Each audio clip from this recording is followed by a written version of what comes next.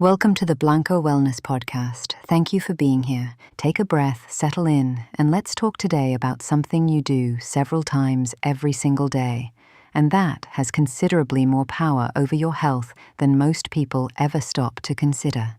Hippocrates, the father of Western medicine, said it plainly over 2,000 years ago.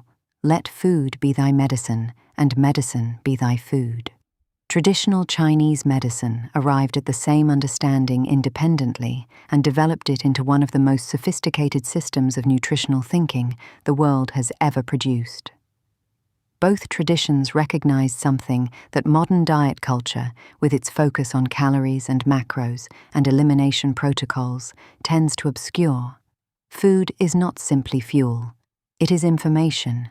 Every meal you eat sends a signal to your body, to your digestive system, your immune system, your energy regulation, your mood, your capacity to think and to rest and to heal. The question worth asking is not only what your food contains, but what message it is sending. In traditional Chinese medicine, food has always been considered one of the most important and most accessible forms of medicine available to any person. Not medicine in the sense of treatment for specific conditions, but medicine in the original and broader sense, something that supports the body's own intelligence, that provides the conditions in which health can be maintained and restored, that nourishes not only the physical body, but the qi, the vital energy that underlies every function. The physician who helped their patients understand how to eat well for their constitution and their season was considered to be practicing at the highest level. Prevention through consistent nourishment was valued above cure. One of the most practically useful concepts in TCM nutrition is the understanding that foods have thermal properties, that they affect the body's internal temperature and energetic balance in ways that go beyond their caloric content. Some foods are warming: ginger, garlic, cinnamon, lamb, oats, cooked root vegetables. Others are cooling: cucumber, mint, watermelon, raw leafy greens, most tropical fruits. Neither category is universally better. The appropriate choice depends on the season, on the constitution of the person eating, and on what the body currently needs. In the depths of winter, when the body is naturally contracting and conserving, warming foods support that tendency rather than working against it. In the heat of summer, cooling foods help the body manage what the season is imposing on it. This is not complicated wisdom. It is the kind of knowledge that most traditional cultures carried as common sense before the global food system made every food available in every season and disconnected eating from the rhythms that once gave it context. Digestion holds a central place in the TCM understanding of health, and this emphasis is worth particular attention. The digestive system is understood as the body's primary engine for producing qi, for transforming what we eat into the energy that powers everything else. When digestion is strong and well supported, energy is abundant, immunity is robust, the mind is clear, and the capacity for healing and repair is present. When digestion is compromised, whether through chronic stress, rushed eating, excessive cold, or raw foods that require more digestive energy than they provide, or simply the habit of eating without attention, the downstream effects touch every other system. The fatigue, the mental fog, the vulnerability to illness that many people accept as normal are often, in significant part, expressions of a digestive system that has been consistently under-supported. This is one reason TCM has traditionally favored warm, cooked foods over cold and raw ones, particularly during colder seasons, or for people who tend to run cold or depleted.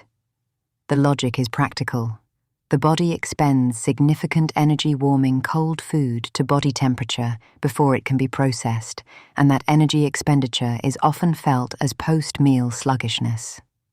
A bowl of warm congee or nourishing broth asks far less of the digestive system than a large cold salad and delivers its nutrition more efficiently to a body that needs to conserve its resources. This is not a rule to follow rigidly, but a principle worth understanding. one that explains why the instinct toward soup and warmth during illness or exhaustion is not mere comfort-seeking but genuine biological wisdom. There is also a dimension of this topic that has nothing to do with the food itself and everything to do with how we eat it. Most people in contemporary life eat while doing something else, while looking at a screen, managing email, planning the afternoon, moving between tasks. The meal is processed as efficiently as possible, and the next thing begins. This habit has real costs. Digestion is governed by the parasympathetic nervous system, the same system responsible for genuine rest and recovery. When the sympathetic system is active, when the mind is occupied and the body is in a low-grade state of readiness for demand, digestion is suppressed. Nutrients are absorbed less effectively. The experience of nourishment, the genuine settling that a properly received meal produces, does not fully occur. Eating with some degree of genuine attention, with the screen set aside and the next task briefly suspended, is not a luxury. It is one of the simplest and most effective ways to improve the quality of every meal you eat, without changing a single ingredient. As we close today, I want to leave you with a simple shift in how you think about your next meal. Rather than asking whether it is healthy enough, calorically appropriate, or compliant with whatever framework you are currently following, ask instead how it will make you feel. Not the food in the abstract, but this specific meal, at this time of day, in this season, in the state your body is currently in. What does your body actually want right now? What would genuinely nourish it? That question, asked with honest attention rather than with anxiety, tends to produce answers that are wiser than any external rule could be, because the body already knows what it needs. The practice is simply learning to hear it. Every meal is a conversation between you and your own body. Make it a kind one. Thank you for being here with me today. Until next time, be well.